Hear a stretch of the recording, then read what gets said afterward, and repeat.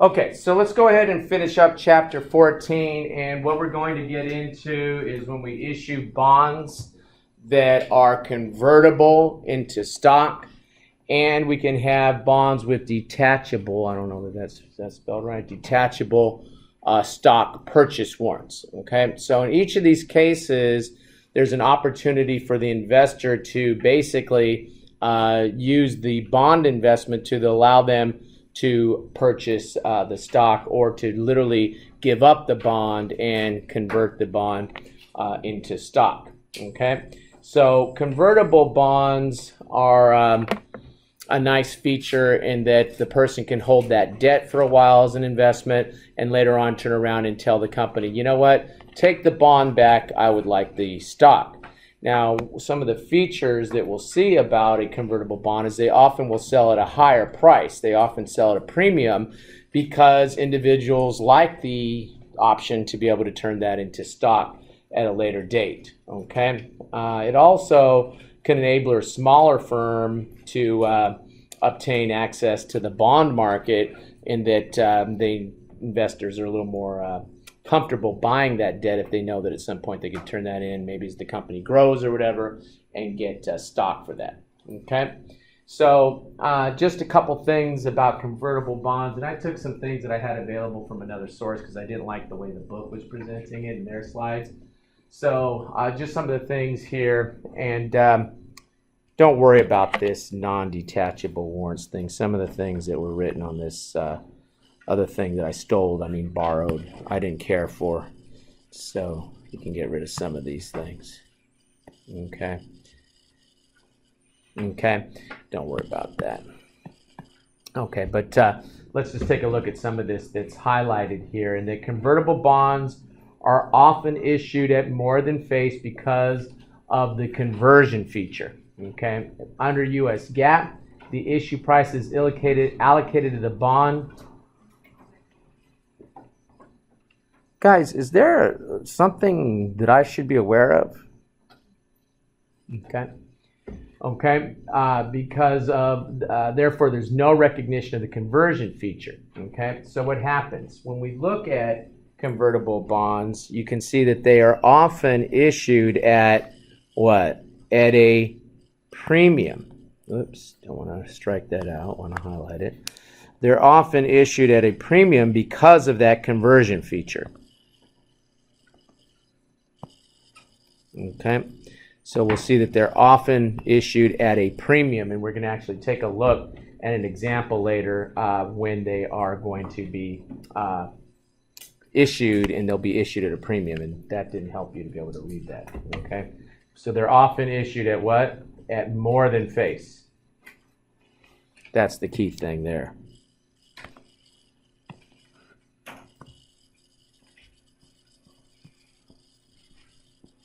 And we'll look at a couple examples of that here in a couple minutes. Now, when we deal with these bonds, we have the issue, but then we also have the conversion. And at the conversion point, that's when the bonds are going to be converted from bonds to stock. Okay? Now, there's two methods. One method, I guess I didn't have to strike out GAAP. One method is accepted by GAAP. The other method is not acceptable by GAAP, but we should still be aware of it. Okay, so we have what? We have the book value method, and we have the market value method. Under the book value method, there'll be no gain or loss recognized at conversion. And what will happen? At the time that we go to the conversion, the bond and the related premium will be written off. For our purposes, I'm not going to have a discount on these, okay? It's rare that there's a discount. We don't need to worry about that. So think about it. If I'm converting the bond to the stock, then it makes sense that from an accounting standpoint, I'm going to do what? I'm going to take the bond and the related premium off the books, right? Then what? Since I'm giving you stock, I'm taking the bond from you and I'm going to give you the stock, I'm going to do what? I'm going to go ahead and credit the common stock at par, and then I will credit additional paid-in capital to make that journal entry balance, okay? So we'll take the bonds off the books, we'll take the premiums off the books, we'll bring on the common stock, And the APIC will essentially make that journal entry balance, okay, additional paid-in capital. Now, if it's the market value method, under the market value method, we do, right here, we do consider a gain or loss, and it won't let me scroll here, but the market value method views the conversion as the culmination of the earning process, therefore we will recognize a gain or loss. So at conversion, again, the bond and the related premium are going to be written off. The common stock is issued at par, which essentially does what? Seems the same to me so far as the book value method, right? But then what? Then we will go ahead and credit the additional paid-in capital for the difference between the market price of the stock and the par of the stock, and then sort of the plug, if you will, to make the journal entry will be this gain or loss that they tell us to recognize, okay? So two different methods, book value method, market value method. Book value method is what is considered general accepted accounting principles. That's what FASB requires us to use. Market value method is out there, but it is not GAAP, okay? All right, so let's go ahead and let's take a look at this example, and we have $1,000 bonds. See if I can make that a little bigger without it blowing up on me. That's not what I wanted. Okay, looks like I'm stuck with that. Okay. We have $1,000 bonds. Each one is $1,000, so that's what? $1 million issue? I can change this.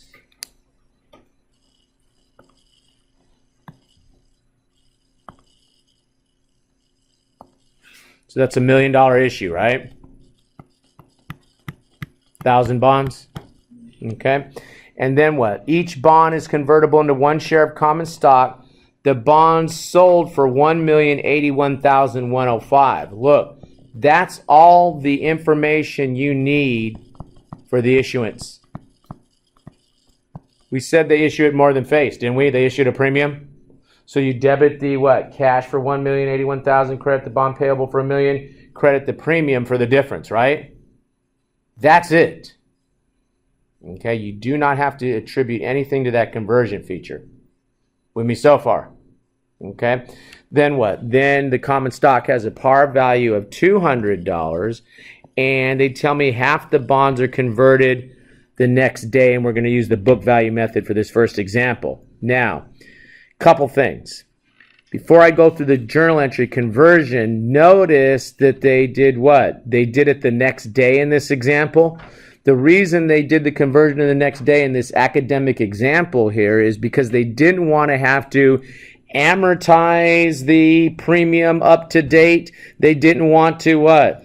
Take any interest expense up to date at that point in time. Pay out any interest. Okay, you can't just convert bonds and ignore that at that point you may have owed somebody interest. The next day, we don't worry about 1 day's worth of interest, 1 day worth of amortization of the premium. If it had been a month later, then you're going to have to first do what? Amortize everything, pay up your interest, and then you can go ahead and do the conversion, right? Okay, but here they went ahead and they did it the next day for half the bonds. So since we did what? Converted half the bonds, we'll debit bond payable for $500,000 because we have converted those to stock, haven't we? So you're going to give me the bonds. If I take half of the bonds off the books, I'm going to take half the premium. 81,105 divided by 2 gives me this 40,552, right? So I take the premium off. Like the problem told me, or like we saw on the previous page, I issued a common stock at par. 1 share of stock, we get what? One bond, we get 1 share of stock, right? 1 bond, we get 1 share of stock. The stock's par value is what? 200. So if we're converting what? 500 of the 1,000 bonds, that gives me stock worth 100,000. Worth $1 million. How much? 100,000. Okay. Hello? We credit the common stock at par? Par means it's par value. Par value is like the value that they say is the par value. I don't know what else to tell you. Par value is par. That's what's, just pretend if the stock was printed, that's what's printed on the stock, $200 par value. It's like face value, but we call it par value for stock. So we issue the stock at par, and then the difference is what? Is going to go to additional paid-in capital, which is essentially just to make this journal entry balance, isn't it?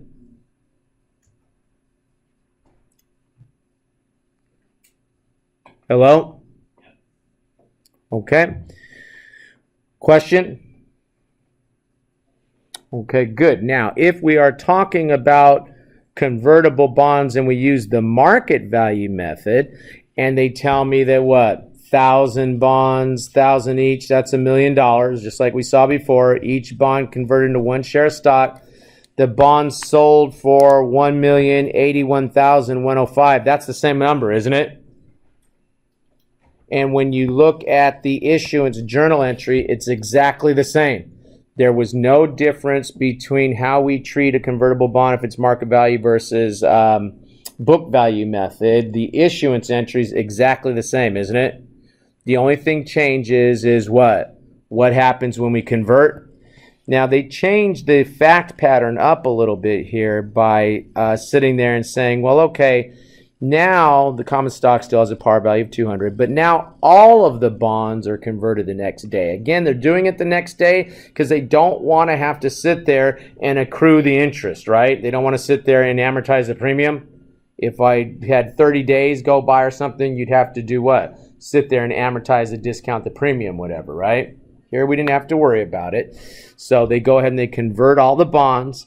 We're using the market value method. If we're using the market value method, we will need to see what the market value is of the stock, and they've given it to per share here.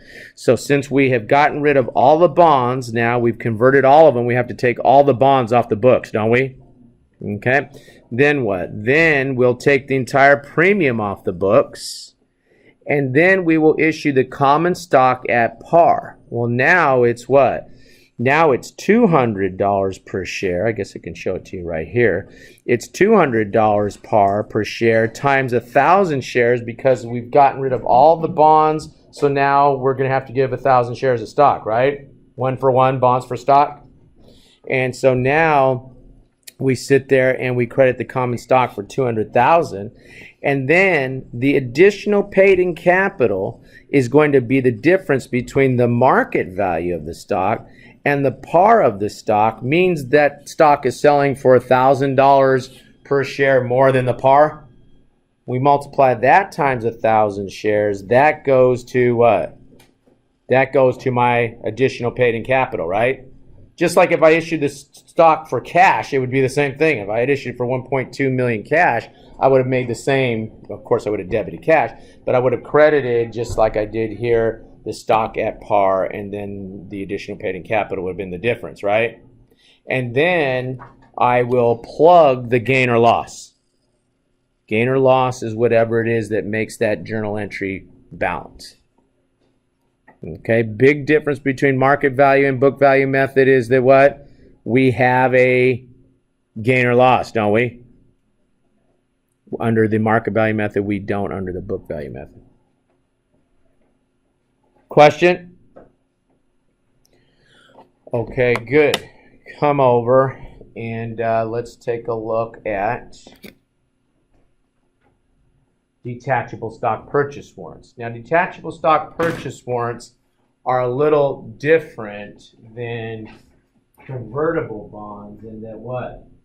Now I'm going to keep the bond when I convert it, and I'm going to have these warrants that come off of the bond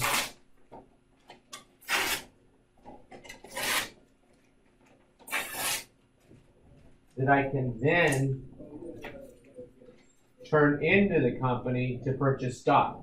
So I go to the company and I say, here's the warrants, and I probably got to give them some cash too at that point in time. And what happened? At that point, I still have the bond, don't I? And at that point in time, the company hands me the stock. I probably got to give them some cash too. So now I have the bond and the stock, don't I? Okay, so what's going to happen? When the company issues bond with detachable stock purchase warrants, they're going to have to account for those warrants because they're separate instruments. So now we do account for the warrants at issuance. And then when the person decides to exercise those warrants, they give me the warrants. I'm going to have to do what? Account for the warrants coming back and me issuing the stock at that point in time. Okay? Okay, so that's what's going on with these. And let's just take a look at, again, I borrowed from some other material that frankly explained it properly. I looked at what the book had for this, guys, and I was like, I don't understand what they're saying. This is ridiculous. Okay, so if I couldn't understand it, I figured you'd have trouble understanding it. So I go ahead and borrowed from something else. Okay, so bonds with detachable stock purchase warrants may be recorded at issuance using two different methods. We could use the warrant-only methods, which is used if only the warrants is known, the value of the warrants are known, or the market value method if we know both the value of the bonds and the warrants. Okay, so we say generally allocate the amount received upon issuance separately to the debt and the detachable warrants according to their relative values if we are using the market value method. Okay, the amount that is allocated to the warrants is credited to an account called additional paid-in capital warrants. That's in our stockholders' equity section. So we'd have our common stock, our additional paid-in capital, which is just our regular APIC, and then we'll have something called APIC warrants. We'll have retained earnings, etc. Right? It's down in the equity section of the balance sheet. Any difference between the amount allocated to the bonds and the face value of the bonds should be debited or credited to discount or premium. And then when we exercise the warrants, if there's more cash that comes in, we'll debit cash. We will debit APIC warrants because the warrants are being handed in now. We will credit the common stock at par, and then we simply do what? Plug the APIC. Okay? So let's look at an example here. You should look at this example, which I'm going to put on the screen right now. Okay, so what happens?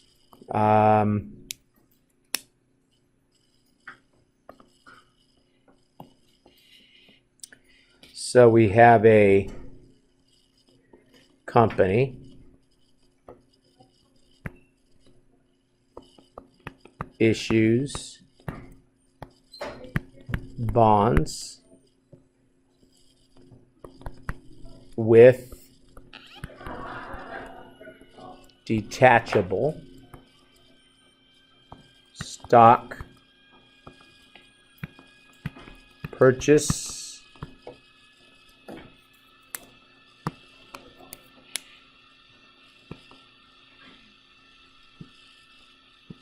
warrants for $500,000. I'll read that back to you. Company issues bond with detachable stock purchase warrants for $500,000. Okay, so they got cash of $500,000, didn't they?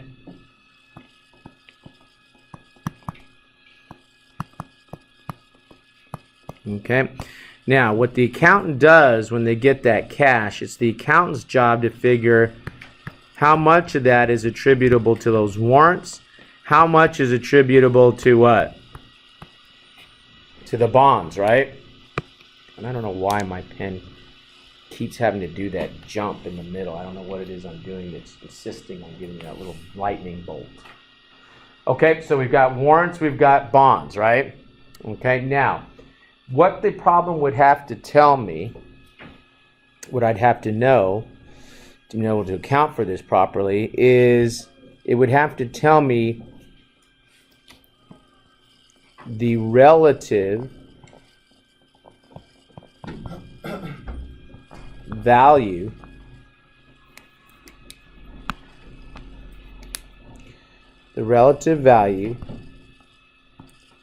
of the stock, and I'm going to say the relative value of the stock equals 100,000 versus the relative value of the bonds. And I'm going to say that that equals 300,000. Now, sometimes students will panic and they'll say, well, if the relative value of the bonds is 300,000, stock is 100,000, how could they possibly issue for 5? Happens all the time. Because if you were to trade the warrants separately, the bonds separately, they would have separate relative values. You bring them together into one document, one instrument, then they might share a trade for a different amount, right? Which is this 500,000. Okay. So we go ahead and we do what? What's the total here? The total for both of these is 400,000. And we're going to sit here and we're going to say, okay, the amount that goes to the warrants is the total issue price of 500,000 times 100,000 divided by what? The total of 4, or 25%. So that's going to give me, if I'm doing my math right, 125,000. That's going towards the warrants. Okay. And then what? The bonds are going to get what? 500,000 times 300,000 divided by 400,000, or 75%. So that's 375. With me so far? Okay. So that allocated the cash to the bonds and the warrants. Now, let's go ahead and let's figure out what we should be doing with the journal entries here. And I'm going to have to, I'll tell you what, I'll do one on here, but then I'm going to have to switch the board. Okay, so let's just go ahead and say that if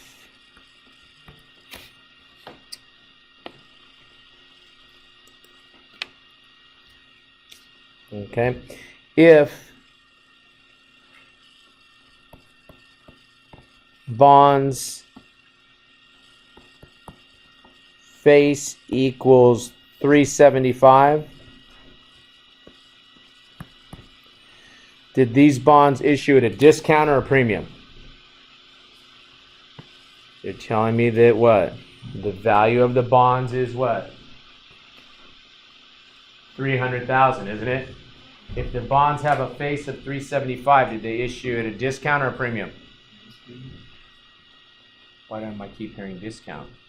I heard premium, but I also heard discount. If the bonds have a relative value of 300,000 and their face is what? 375, did they issue at a premium or a discount?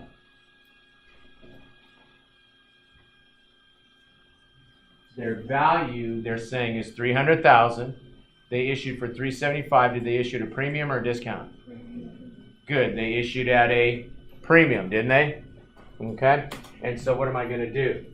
I'm going to go ahead and I'm going to debit cash. How much cash did I get? How much cash did I get?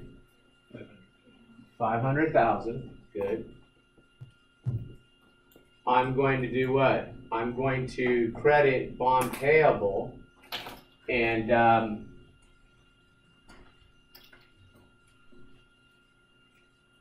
oh no, you guys were right. Why was I saying that?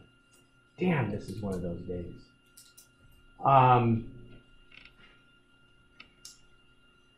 The bond's face is what? Damn it. The bond's face is 300,000. Sorry, guys. Bond face is 300,000, and the bonds we said were how much of the price got allocated? 375, right? If the face is 300,000 and we allocated 375, now let me ask my question: did these bonds issue at a premium or a discount? Now everybody sees that they issued at a premium, okay? Because I allocated 375 of the price, right, to the bonds. And if the bonds have a face of 300,000, I'll credit bond payable how much? 300,000. I'll credit premium what? 75,000. And I will credit what? Additional paid in capital warrants.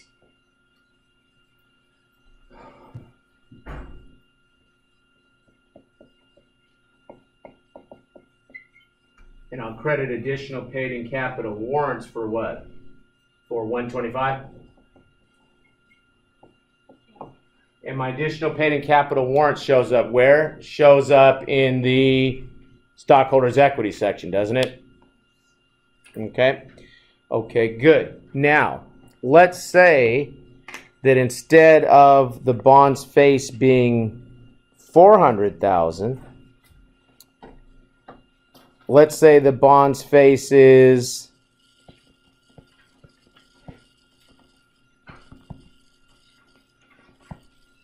$400,000. Did these bonds issue at a discount or a premium?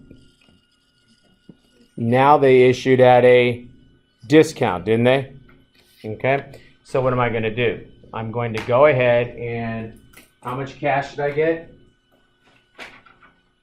How much cash did I get? I got $500,000 cash, so I'll debit cash, $500,000.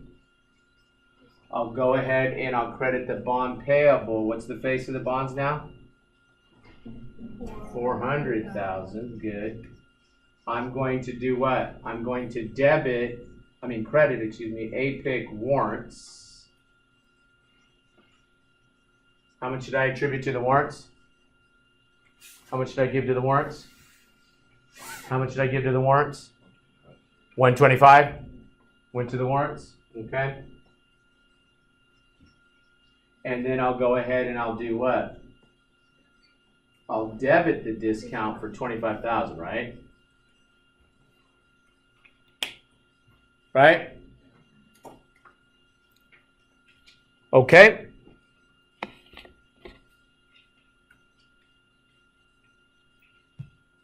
Question? Okay, now, when I go ahead and I come and I'm now, remember there was two methods. There was what? The warrants only method, but there was also what? The market value method. And we just looked at the market value method, right? Now, if they give me the relative value of each, the bonds and the warrants like we just did, that's the market value method. The warrants only method, they're just going to tell me the value of the warrants. They're just going to tell me the value of the warrants, and we won't know the relative value of the bonds. If that's the case, then I'm what? In some cases, it's not possible to obtain the relative value of both the debt and the warrants, but the fair value of one of them can be found. It's usually the warrants, thus, the warrants only method, right? In this case, the warrants only method, allocate the known fair value to the related item, which again is going to be the warrants, and allocate the remainder to the other thing that's there, which is going to be what? The bonds, right? Okay. Now, as we said previously, the amount that is allocated to the warrants goes to the additional paid-in capital warrants. The rest of this is exactly what we've already seen and done up here, right? The what? The any difference between the amount allocated to the bonds and the face of the bond should be what? Debited or credited to discount or premium. Now we're back to where we were when we had the market value method, right? We're doing the same thing that we did up here. And any amount that is allocated to the bonds in the face of the bond will be the premium or discount. When we exercise the warrants, again, we'll get more cash in. We'll debit APIC, we'll credit the common stock at par, and we'll credit regular APIC, and we'll debit APIC warrants. So that last section that you just saw, guys, is exactly what we saw for what? For the market value method. It's the same process. The only difference is what? How did we allocate the amounts that went to the bonds and to the warrants? After that, it's exactly what we said, right? Previously for the warrants only, for the market value method. So we take a look and look at this example here, and we've got these 1,000 bonds, 1,000 each. It's $1 million issue. I have a question. Mm-hmm. In that case, during the warrant only method, Mm-hmm. the sum of the warrants and the bonds is equal to the categories. Yes, the amount of cash that we receive, we allocate to the warrants and the bonds. Like I had on that previous slide, it's just how we do it is different. And that before we had that ratio, the relative values, what we called them. Now they're just going to tell me the amount that goes to the warrants. The remainder goes to the bonds. It's actually easier, right, in some ways. We will have a discounted premium because the amount that we allocate, typically we will, I mean we don't have to, but typically we will because the amount that we allocate to the bonds could be more or less than the face. If the amount that we allocate to the bond is more than the face, the bond is going to issue a premium. If the amount we allocate to the bonds is less than face, the bond will have a discount. Watch. Okay, you'll see how it works with this question right here. So we've got this $1 million, okay, and there's these that we issued. There's these detachable warrants. One warrant and 1,250 can be exchanged for one share of common stock. Bonds sold for 1,081,105.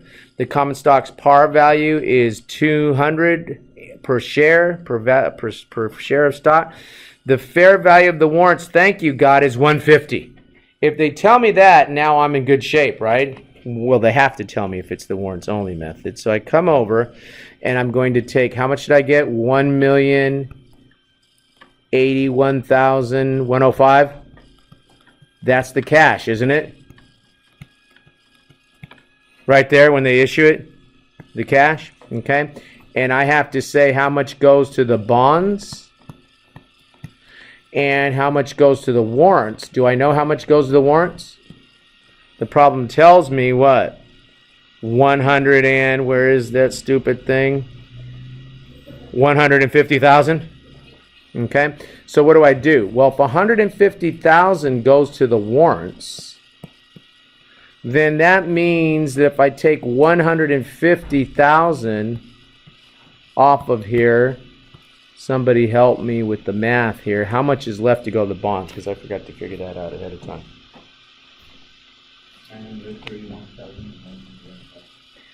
931,105, you say, Arthur? Okay. And so that's the amount left to go to the bonds, isn't it? Right? The bonds issued for have a face amount of how much? Have a face amount of how much? 1 million, don't they?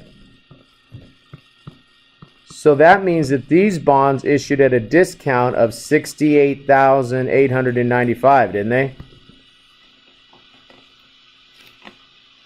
Right? Okay. And so you look over and there's your journal entry, which is to do what?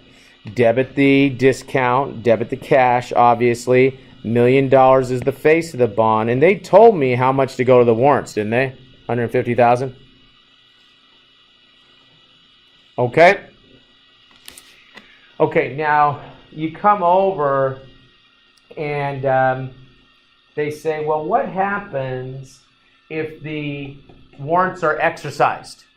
And they exercise half the warrants. And the problem tells me, the fact pattern tells me that what? By the way, guys, notice again, half the warrants are exercised what? The next day. Be careful in that what? You could have a problem where if some time goes by, you'd have to amortize this discount. You'd have to accrue up the interest, right? Okay, don't forget that. But here we go ahead and if the warrants expire, half the warrants, I should say, are exercised the next day, and they tell us that we're supposed to get what? $1,250 per warrant. So they give me the warrant, they give me $1,250, right? So some cash is going to come in. So it's what? 500 warrants times this $1,250 per warrant. So I'm going to get some cash at $625, right? Damn, that's annoying. I'm going to get that cash at $625, right? Okay, so I go ahead, I debit cash, $625. I debit my APIC warrants because I had a total warrants of 150 and half of them are being exercised, aren't they? So I debit APIC warrants. I credit the common stock at par. You give me 500 warrants at $200. That's what? $100,000 at par? What's the par? 200. I'm issuing how many shares? 500 shares. You give me 500 warrants, I give you 500 shares of stock, don't I? Right? So I credit the common stock at par, and then the APIC is what makes this journal entry balance, doesn't it? That's regular APIC. Where does the 625 come from? $625 cash. It's $1,250 that the fact pattern said that we would be getting per warrant. So when you give me this warrant, you also have to give me, you got it on you, $1,250. You give me both of those, I take the warrant, I take the cash, I issue you the stock. Right? Okay? So that's how they're getting that, and that it was 500 warrants that were being cashed in. Not cashed in, but redeemed, whatever you want to call it. Exercised is the word. And you have to give me $1,250 cash. When the warrants expire, then you simply do what? Debit APIC warrants, credit regular APIC. Once they expire, they're only good for so long. And once they expire, then we're saying, okay, that's no longer APIC warrants, which may potentially be redeemed. Now it's regular what? It's regular APIC. Okay. Now this part is the same. Actually, all of it's the same regardless of the method. The only difference between the market value method and the book value method was how we determine how much to allocate to the bonds and the warrants, right? Okay. Question? Okay, what we'll do next time is I will put up 4 quiz questions that relate to this part of chapter 14 that we'll look at next time, and we will jump into chapter 16 now. What are we going on? 15 now? 15? Okay. All right, guys, and I will put up the new syllabus. If you have any question about your exam, you can see me now. You can see me at my office hour, which is after this class. Otherwise, I will see you tomorrow.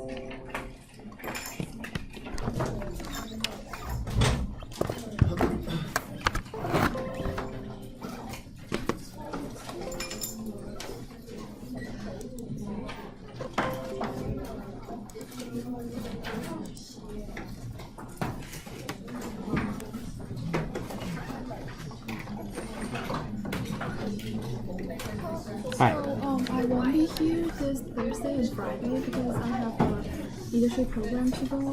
So I have to miss the class. Is there anything? Are we going to going over the quiz stuff? Just send me an email reminding me of that. That's fine. The Okay. point about not giving people credit for homework are people that have essentially disregarded the class. The fact that you have something here and there and you're telling me about it doesn't count as that. Okay. I just have some people that checked out. Okay. Yeah. Yeah, okay? And also those one are of my people I'm trying to get friends, their she's in the program right now for another company, so she's not here today. Okay. And tomorrow, I guess. Okay. Yeah. I'm going to still put a 0 down for her for everything. She'll have to come and see me. Okay, guys, take care. Yeah. I think she will send you an email after work. Okay, just tell her to see me and I'll fix